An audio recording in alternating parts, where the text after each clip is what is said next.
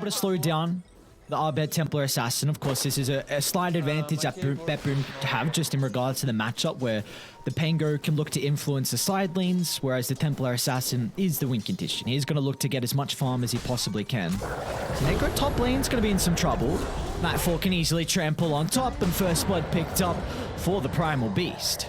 Arteezy was going for the hook there while Dahak was just pathing behind the trees, and you had Clockwork the Siege itself just to get, again, a little bit of that experience boost. He's half a level ahead of Dahak right now, and yeah, I'm worried if I'm BetBoom. I really don't think they have the damage, especially since he just had those infused raindrops delivered. Top lane. Nightfall, he's going to go for it. In fact, a double charge finds the angle. A crush ball holding back for the moment, but the right click damage coming through. Nightfall just slaps him down, and now bottom lane as well. Dahak trying to get some distance thanks to the boots, but Arteezy is onto his target with the rock. Dahak will just be able to get some separation though.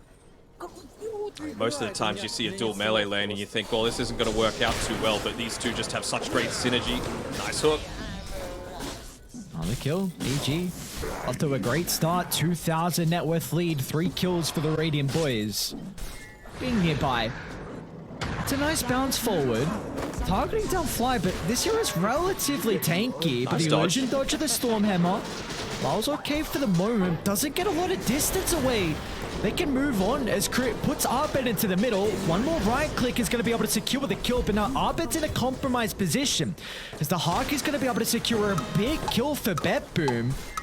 Roger as well is pushing on 4. They're going to turn it back onto Fly. They can use the Pango illusions to tank the tower if required, and BetBoom get a double kill in the mid lane. So important for Dahak, right? He didn't actually get that first kill because it was what a next movement that comes out from Lyle to actually result in maybe a tower going down. On mid lane. Arbed, they're going to be cautious because the smoke from BetBoom, Roger and Soniqs connecting straight onto the Templar Assassin once again with Nightfall's rotation. Is going to be enough chaos to keep the Templar Assassin alive. They need detection.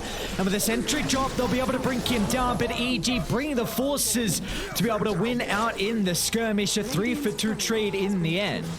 And they made sure to instantly make that rotation as well, realizing this though. 2 observer wards, both in the lane as well as closer towards their tower. Not wanting to get caught out by a hook from the Pudge or something as simple as, oh, they actually made the move. Roger will start. Nightfall's the target, but look at the follow-up. Artillery getting rained down onto Roger's head. They're going to swap him to get some distance away, but still Crit's able to bring him down. And now Arteezy's in as well. A beautiful cookie puts him in prime position to capitalize on Slaughter being out of place. And now Arteezy wants more blood as well. They see Soniqs go under the tower. Nice scan. Very, very nice scan from BetBoom. They're going to play with their own counter smoke. So trying to get to bottom, maybe baiting Dahak in the lane. They've got to be pretty quick though. They're going to be able to scout Dahak out. TPs are starting to come through, but the Mortimer Kisses should be able to deal with the passive easily enough. Meanwhile, under the tier 1 tower though, BetBoom, they will be able to find Arbed caught out as well. So a 1-for-1 at least across the map. BetBoom do find something. I'd say that's preferable. BKB to play with if required. Gonna get some distance with the onslaught, but the rest of the boys are starting to move over. A beautiful cogs push away. And they're gonna be able to bring him down though. Nightfall ever so tanky. The Pulverize gonna be stopped in its tracks thanks to the swap. In fact, it was the Dismember instead. And with a cookie on forward, Arteezy trying to get on top of the Slardar as well, but will not be the case. So Nightfall just showing how ridiculously hard it is to bring down this Primal Beast. They're going to be forced to use the Mortimer Kisses to try and blow him up, but it's not enough damage for the swap. Oh, Notice stays alive, and now Nightfall's the one that's in trouble as BetBoom. They brought the numbers to protect him. The Rolling Thunder continuing on forward, but Nightfall's too fast, man. Law can't even catch up. Oh, no. The Rolling Thunder doesn't even close the distance. Meanwhile, off to the other side, Fly and Crit.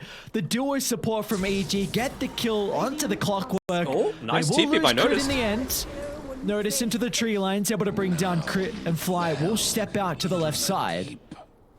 I just want to see that race again. Potentially is trying to push out the side lanes. We'll see. But BetBoom, yeah, they get some kills. They can definitely go into Roche. It's a big team fight for BetBoom to bring themselves back into this game 1. As the triangle's going to be the target as Roger hook shots in. They really want to get onto Arteezy. Fly's going to put himself in the middle, acting as the bodyguard, but they're still pushing on forward for more as Lau just beeline straight towards the Pudge. But can they chill with the rest of EG members? Oh, yes, they can. Nightfall Moving off to the right side, protected for the moment, and BetBoom, what an incredible team fight for them. He's going to be back up shortly as well. Nightfall's going to be playing with the BKB, but the instant use of the bash stops the pulverize in its tracks. Roger can help BetBoom reposition. In fact, they want to go back in, targeting down Arbed. They've been able to deal with the refraction, a beautiful double stun, some back and forth with the posture. Another but Crit finds an opening for the double stun. This can enable Nightfall to charge into the middle, but he just gives over his life, and with the disarm, Arved can't continue to right click. They need to bounce back off the wall while unable to push out some of these waves. So that's a big reason as why Lyle is now top of the net worth. Roger's got great positioning. They're going to see Arteezy moving on forward. Hook. Oh, no. Oh, it connects. A blind hook from Arteezy onto Roger, but the hook shot from himself. Roger will still die. Nightfall's going to charge in, and BetBoom feels strong enough to take the team fight. Lyle's going to try and find an opening with a Rolling Thunder, targeting down Fly. They don't want to heavily commit to put themselves in a compromised position as Crit. He's going all the way to the right side as well, so another freebie from BetBoom. But look at the importance of this team fight. Both sides know if anyone comes out on top, that just opens up the pit. Does indeed, and both sides feel ready enough. Instantly remove that vision as well, although Arbed able to do the same. Confident enough to be able to go in. They know with all these buybacks being expended, if you had one on the bench, he would have used it by now. Just going to scout out with the familiars for now. No hook shot for another 15 seconds, though. They're on to Lyle. Let's see if they can blow him up. Great use of the mid to dodge, but still the stun is there into the dismember. Lyle's going to make it to the higher ground, but the meld damage blows him up, and now they'll drag them all into the river. It's still EG. They're losing members. Notice acting like the raid boss. He doesn't give a damn about running into the middle. In combination with the Hawk, they find 3 EG members, and Nightfall looking for a solo kill, but it's very close to the tier 1 tower, and he doesn't have many members of EG nearby. BetBoom can look to rotate in. Lyle's the initial target's going to be able to get some distance away. Can they bring him down though with the first life? They're going to be able to secure it thanks to the Mortimer Kisses. They'll turn to Soniqs next in the river as well. A great start of the fight for EEG, but can they get more? As Arteezy finds the look onto Lyle, is just caught out. The Pangoli doesn't have any of the boys protecting him. And now EG going to move over the triangle. The familiar stun covering their TPR. Beautiful micro from the Hawk. It looks like Roger will not be as fortunate. No escape. Stuck in between a rock and a hard place as EG find 3, and now some more objectives to be claimed. And They're just going to be cautious. They need the slaughter. Nice sidestep though. Dodges out on the hook. Soniqs might be forced to swap. Not even required. In fact, he's going to swap Nightfall into the base. Instant use of the BKB protected the Primal Beast. They might even be able to go for Roger next as well. He's caught outside. As BetBoom just giving over a couple of freebies, and EG, they might think about knocking on the high ground. now you've effectively got 0 value out of this overclocking. You know, I know Clockwork, his main role in a lot of these team fights is to go in first, to be able to force those early BKBs out, but if you're not using that overclocking, you're missing out on a ton of damage against the backlines in particular. Oh, Arteezy. He just jumped straight onto the higher ground, trying to target down Pango. Lyle's in trouble without any way to keep him alive. They're going to turn to Notice next. Even just using the glyph to be able to try and provide that multi-shot through, and they get another hook. hook. Oh no, Arteezy's on point, man. 6-2 and 11, looking to close this one out before they reach that next big power spike. Also resummon out of Dahak, so now he doesn't have as much of the chain lockdown in these team fights either. And Roche's respawn. Everything going EG's way right now. Is even get the D-ward as well. That one potential they... Oh, another hook, man. Another hook, man. Onto Roger, the trap vision. Thanks to the Aghanim shard. This goddamn TA shard. They tried to nerf it. They've tried, man. Multiple times, multiple patches. They've done their best to make this shard not as strong, but it is still so stupid. Crit mid lane, a spot into a lot of burst potential. Notice was ready and primed with the bashes, but EG, they can reinitiate, they can go back in, an easy kill onto the bench, and now Nightfall is going to turn down to the south, targeting a Notice, finding an opening for Arteezy to get the Dismember out. They're going to be able to cover the retreat from Notice, but that might come at the cost of Lyle's own life as he's stuck inside the river. EG find 4, the sole survivors to Hawk. But it looks like that might be all she wrote. Top lane's getting shoved in, and BetBoom do not have buybacks as well. Swap into the crush from Notice into the chain control. They've got the Moon Shard. There's a 1% chance as well. I'll have the Copium too. Let's see it. It's not good if Notice runs into Nightfall on the tree line though. Very scary once Mega Creeps get inside the base as well. So now EG know exactly where multiple members are. It's just a question of who do they want to jump in. Well, a cookie from Crit will set it up perfectly. Arteezy is going to follow into the middle as well.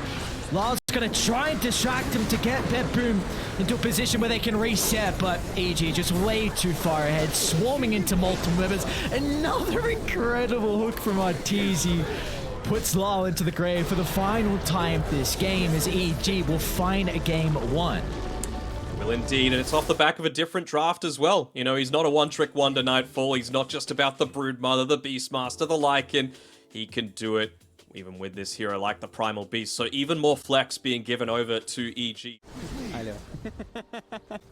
It's looking like a draft from BetBoom, though, that's able to coordinate fairly well together as well. You know, again, 3 ways to be able to dive in super aggressively, even 4 if you're going to count the Quap.